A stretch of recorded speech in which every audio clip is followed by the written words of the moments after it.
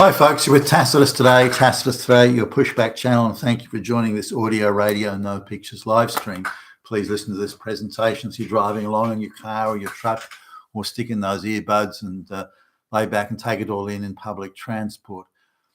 In this essay, I'd like to talk about the wherever race riots, when I say race riots, I mean black and brown people, recent migrants or whatever, rioting, committing arson, looting, thuggery and assault and murder or whatever in white countries. So I'm not talking about riots in Bangladesh or something like that where they're all brown people there anyway. I'm talking about when brown people, particularly recent migrants, do these sort of riots in the white countries, and the difference with how the police treat these riots to how they would deal with white people. Now, in Leeds recently, there was some riots where as I understand it, the social services took away some children from a family of Southeast Europeans who I suppose you wouldn't call them black or brown, swarthy in appearance, and who were recent migrants to Britain, and they took them away because of alleged lack of care. Now, this was considered as an outrage by this particular family involved, so the entire community came out in solidarity and started rioting, burning vehicles, committing acts of arson, assaults and property damage and so on, including, by the way, burning police vehicles now and overturning police vehicles. Now, you'd think that the police, who've got vast resources when it comes to going after someone who makes a mean tweet or misgenders somebody, vast resources when it comes to chasing that down. But when it comes to dealing with this, suddenly the police seem very shy. They don't know what to do, and they're chewing their little baby fingernails. And then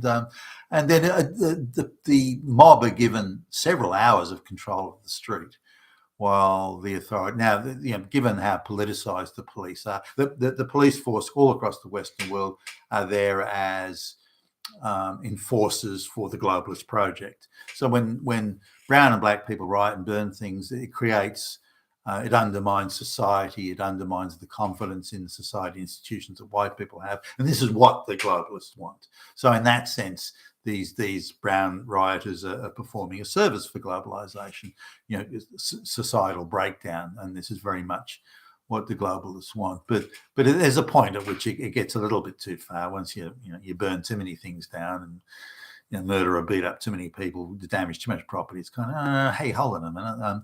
So even the globalists have their limit. And whilst they want the societal destruction side, they kind of don't want the whole town burned down as part of that. So anyway, after several hours, the police arrive, a decent police presence, probably enough to quell the riot. I mean, maybe they could have done with a bit more. Now, these are just ordinary police. They're not, as far as I've seen in the footage I've seen, they're not sort of riot squad police. So I don't know if they were the right people to stick out there. So the police made a showing of, and there was quite a few women, not very fit-looking women, by the way, in that squad of police. And they tried the naughty, you brown people, don't do this, which achieved absolutely nothing, by the way. The police were told to fuck off. So the riot squad, baton charges, shields, the whole 9 yards were really needed at this point. And the more ineffective the police were, the more the mob became emboldened. And as far as I'm aware, initially at least, there were no arrests. Now, this rioting went on for 2 days plus, and many others joining in, in sympathy, and just, the normal sort of troublemakers you get going, oh, wow, there's a riot, I think I'll join in, that type of stuff. And these aren't people, who have any intention of integrating into Western or in this case, British society, far from it. They're just along for the free stuff, and I think they're entitled to it.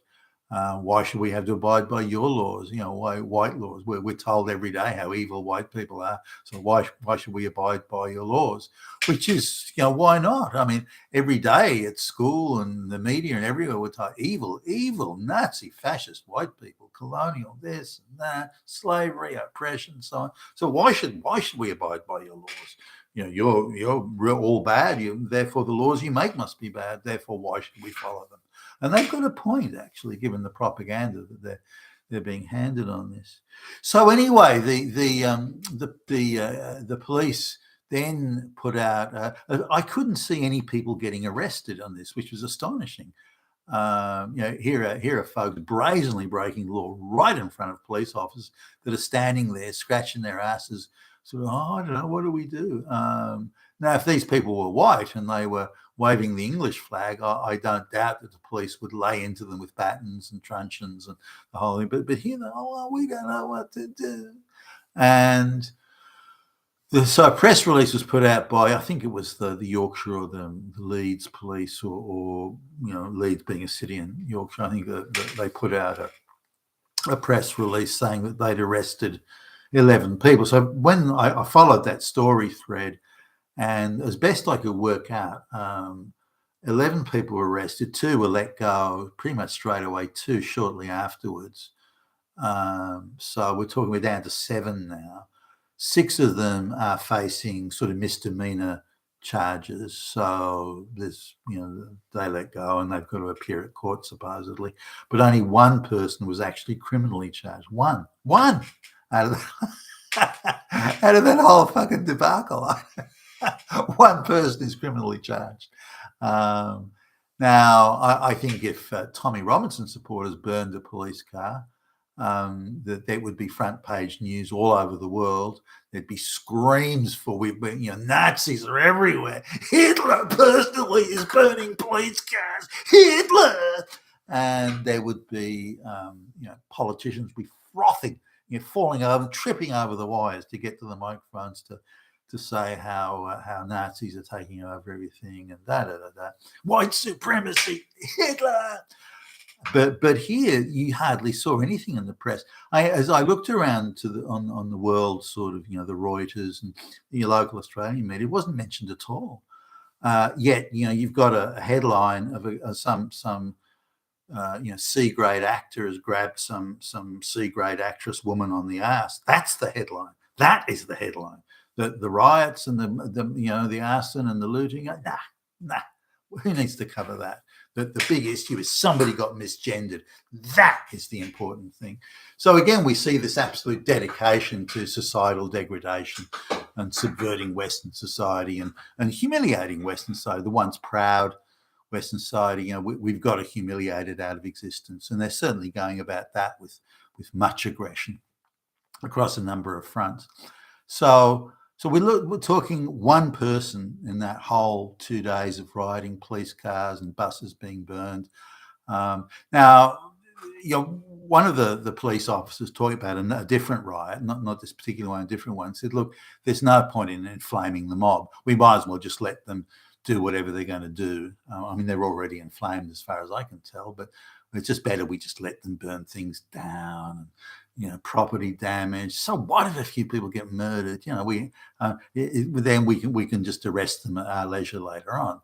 Now, I do see the point in that. Now, if the situation was not inflammatory and the police made a judgment that if we go in and start arresting people while temperatures are high, it may boil over into riot. Let's see if we can avoid the riot. Because we don't have the cost of mobilizing the riot squads, and we don't want that aggravation. So what we'll do is we'll let tensions, we'll let the temperatures sort of simmer down a bit, and then we'll go and arrest these people. At 2:00 in the morning, we'll hit them all at once, and then all the arrests will be done and out the way. That. So I do kind of understand that rationale. But as in, why inflame a situation that's already sort of getting a little bit uncertain? But once the riot's already started and the inflammation has already taken place, then you've got nothing to lose. Then you might as well go in swinging your truncheons and arrest whoever's breaking the law. Now, out of what I would argue were hundreds of lawbreakers, certainly on the footage that I saw, hundreds of lawbreakers in this Leeds riot in Yorkshire in the UK. That one person has been criminally charged. I mean, you've got to be fucking kidding. Now, in other, not press releases, but in other sort of debates or discussions or media coverage about it, well, the police don't really know who the bad guys were, so there's nothing much they can do. Now they don't seem to have any trouble in identifying white people who misgender somebody, or who white people are going to meet at have a march in London with the Union Jack, the British flag.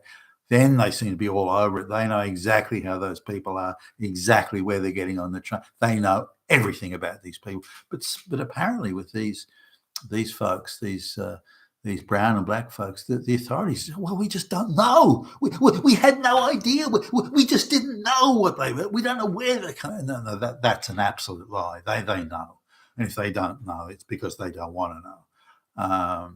So why is it there's such a scrutiny, such intense scrutiny of white people who might misgender somebody, when there's supposedly no scrutiny of I don't believe there's no scrutiny. I think they know exactly there's going to be a riot and just don't stop it and make no effort to stop it. It suits, I think, the globalist interest, again, in the basis of degrading society. Why is it they know so much about white people having a meeting, but know nothing about brown and black people having a riot? I don't get that. Why is the police response so slow in one side, but so swift and vicious in another? So when we look at this all around the Western world, we see the same sort of thing. You saw it with Antifa and Black Lives Matter. Hardly any people were getting arrested, and most of those were let go, and very few of them suffered serious penalties. Up until very recently, at least, climate change protesters were treated with incredible kid gloves. Whereas there's a guy outside of one of the courts, not in the court, and quite a distance away from it, talking about how due legal process is being subverted. He was there for like 5 minutes before the police came along and dragged him away. But why is it that these people can have the whole street rioting, burning vehicles and so on, for hours can have it? And then the situation in Leeds where the police were ordered to stand down and they ran away. The fucking police ran away while there's mass law breaking going on right in front of their eyes. That's incredible. Now, I noticed also in Paris, where the black and brown rioters were recently were rioting, but again, the same sort of thing, looting, arson, the whole thing. And I watched there were riot police there, but I watched the way that they baton charged. They sort of went at a slow canter. They wanted the mob to disperse. They didn't want to get into direct confrontation with the mob. They said, well, let's just walk at a sort of a slow trot, and then the mob will disperse, and so we don't have to pull out the truncheons and and start hitting these people and causing damage. We want them to disperse. And then we'll pull back. They'll come back again. We'll do another little fake pansy ass baton charge and so on. So now, and I compare this with the way that the government treated with the yellow vests in France and so on. How the police made speedy charges, swinging the batons left, right, and center. Why is that? Because nearly all certainly the ones that I could see, nearly all the protesters who weren't burning vehicles, by the way, nearly all the protesters were white and male. So hey, we can beat the shit out of those guys, and we can't be accused of racism. Win-win. And you see this in I was watching the way that some of the protests about the COVID lockdowns as they occurred in Australia. There was quite a strong police presence in some places to stop these protests, whether they were legal or not, and very heavy-handed police treatment of any media that were in favour of the protesters.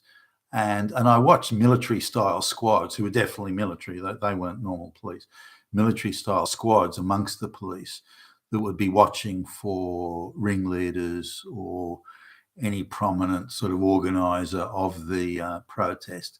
And they were with these squads walk around, they grab these people, they go right into the crowd, 3 or 4 military dudes would go and grab the guy and drag him off, and anyone tried to intervene to stop them, they'd swing the batons and the truncheons like crazy.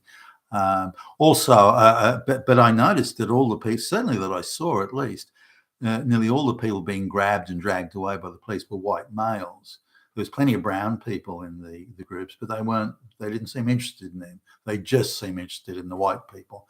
And I thought, that's rather odd. Why would that be the case? Surely any protester is, but they were particularly targeting the white. And I think any white person is seen as having capacity to organise resistance against globalization, has to be humiliated, crushed, arrested, bankrupted, and all that sort of stuff. Same way as the way they treated the truckers in Canada, or the way they treated the protesters, the January 6th people.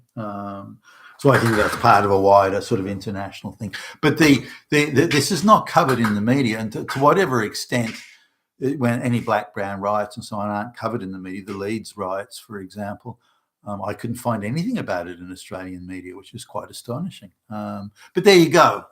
You've been with Tacitus today, your Pushback channel. Thank you for listening.